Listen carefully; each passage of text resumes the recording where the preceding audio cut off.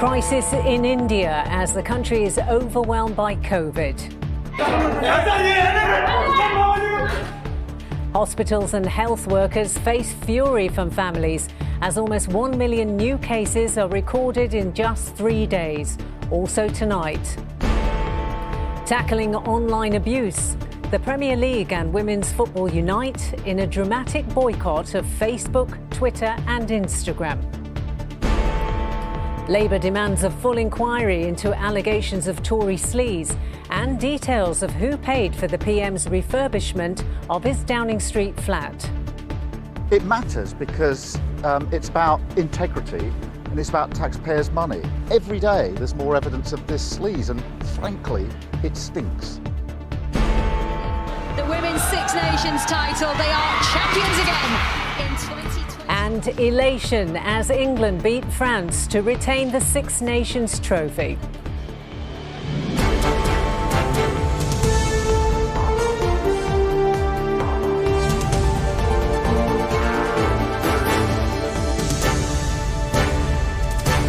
This is ITV News with Sameena Ali Khan. Good evening. The enormous scale of India's struggle with the world's worst coronavirus outbreak was laid bare today as it recorded almost 1 million new cases in just 3 days. Hospitals are being overwhelmed by a monumental surge of seriously ill patients. Beds and vital equipment are in critically short supply, and oxygen, the only hope for those in the advanced stages of the disease, is fast running out. Neil Connery's report contains pictures some viewers will find distressing. India's hospitals have never seen anything like this as COVID tightens its grip. A record 2,600 deaths in the past 24 hours. Overwhelmed by rising cases, for many of those seeking treatment, it's too late. For their relatives, anger in the midst of grief. And still more arrivals. Don't worry, this man says to his mother, urging her to keep breathing. He then lies on the road protesting to try and get her admitted. Others have turned to this makeshift oxygen centre outside a Sikh shrine. Sanctuary in their hour of need. The temple's president says we've helped more than 550 people in the past day. Without us, they wouldn't have survived. India's lack of oxygen supplies is taking its toll. There are reports 20 people died overnight because of shortages at one hospital. The government says it's deploying trains and the Air Force to transport supplies to hard-hit areas. Mumbai is one of the worst affected cities for COVID. Its streets lie deserted as doctors confront their worst fears. Every day I feel this time, yes, in this wave we are a bit more scared as compared to the last wave. But every time what motivates me is that I have saved these many patients. As the funeral pyres continue to burn for its latest victims, the World Health Organization says India's situation is a devastating reminder of what coronavirus can do. Neil Connery, ITV News. Here, more than half of the UK population has now had their first COVID jab. Official figures show 33.5 million people have now received the vaccination. The NHS celebrated the milestone, describing it as an astonishing achievement. And Wales relaxed some extra COVID restrictions today. 6 people from different households can now meet outdoors, bringing regulations in line with England and Scotland. And on Monday, pubs, restaurants, cafes and other hospitality businesses are allowed to offer outdoor service again. In an unprecedented move, the world of English football is organising a mass boycott of the big social media platforms in a battle to highlight the sustained online abuse received by some players. For 4 days, the FA, the Premier League and the Women's Super League will not post any messages, texts, videos or photographs on their Facebook, Twitter and Instagram accounts. They say they're being forced to take such drastic action because social media companies aren't doing enough to stop the scourge of abuse, something the companies deny. Ellie Pitt has the full story. Football has the slogans and the symbols, but tonight's announcement shows even greater solidarity against abuse. Silencing social media channels is another sign the sport won't take it anymore. I think it's really the football family looking after our family. We've got people who work in our family who are being abused whilst doing their day job, or people who watch the game are getting abused because of who they are. That's not right, and we're sticking together as a family and saying we're not standing for this. From 3 o'clock next Friday until the end of Monday, the teams in the top men and women's English football leagues will stop posting on their Instagram, Facebook and Twitter profiles, which are followed by millions. It means loyal fans will miss out on behind-the-scenes action like this.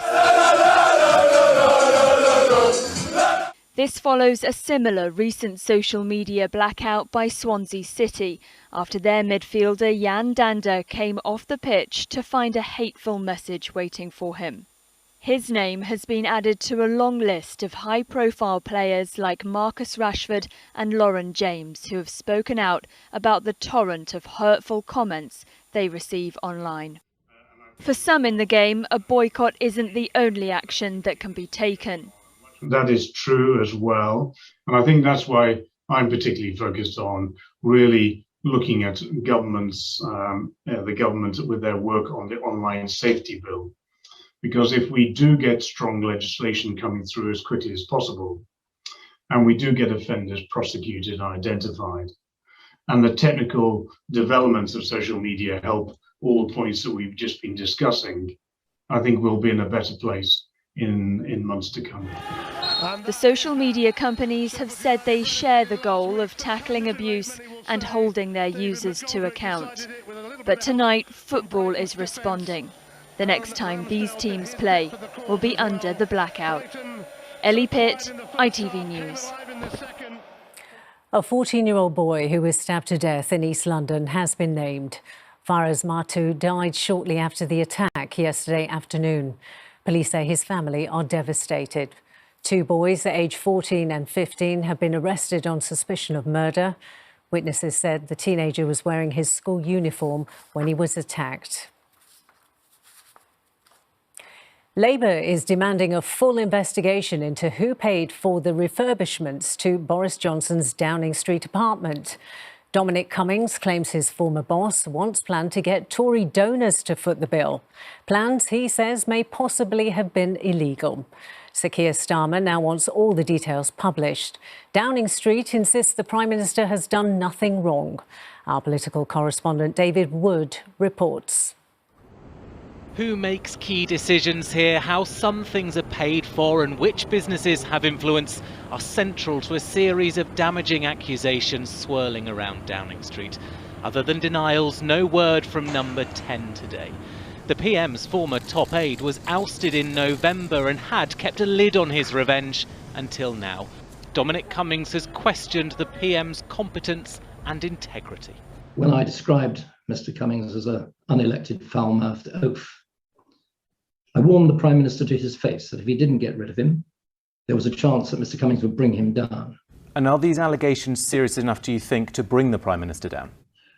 There are allegations that will have to be investigated, certainly. Dominic Cummings has claimed that the Prime Minister interfered with an inquiry in Downing Street into who leaked information about England's November lockdown before the PM was able to announce it. Mr. Cummings also claims that when looking to renovate the Downing Street flat, the Prime Minister had initially been looking at ways of funding it that Mr. Cummings claims were possibly illegal.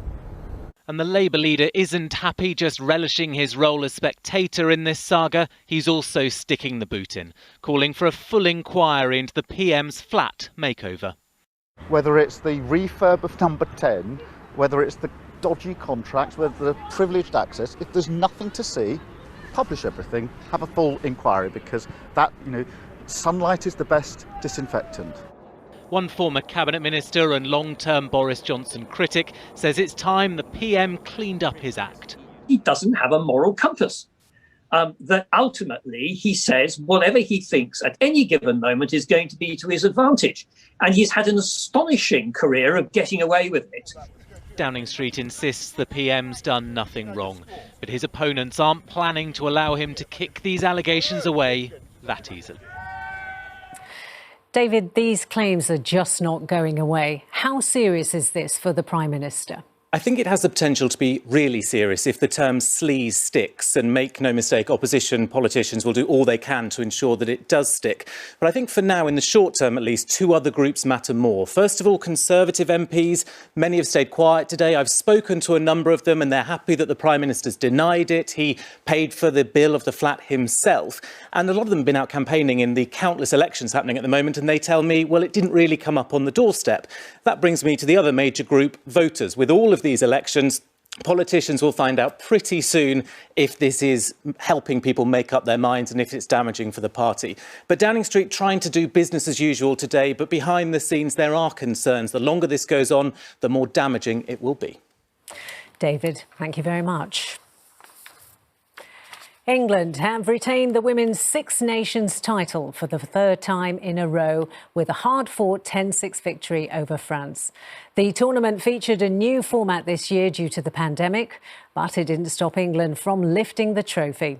Will Mott has the action and the celebration. The Women's Six Nations title, they are champions again in 2021. The format may have been unique, but the outcome was familiar. England Six Nations champions for the third year in a row. In this winner takes it all, neither side would take their chance, and it was the last minute of the first half before England made the breakthrough. Poppy Cleall's quick thinking matched by her strength to get the hosts over the line, eventually, and onto the scoreboard. 7-0 at the break. This final was all about attrition, and two French penalties later, the second off the post, there was 1 point in it with 7 minutes to play. But England held their nerve and Emily Scarratt held her course. 10-6 with seconds left. There would be one more decisive kick into touch for the championship. There's no doubt England are dominating Europe, but next year it's the World Cup. Will Mott, ITV News. Congratulations to the team, and that is it from me and all the team here. Enjoy the rest of your weekend. Good night.